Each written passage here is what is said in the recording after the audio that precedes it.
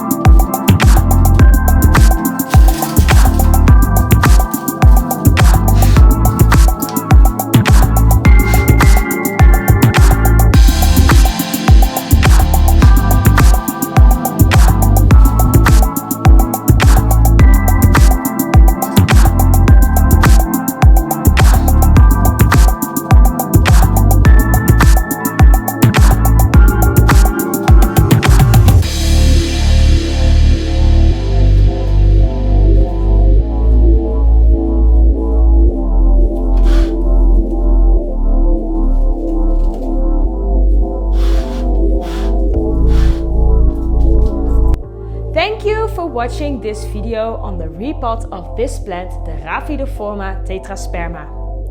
If you've enjoyed it, make sure to give a thumbs up to this video and subscribe to my channel. Have a look around and start to grow your knowledge. Bye!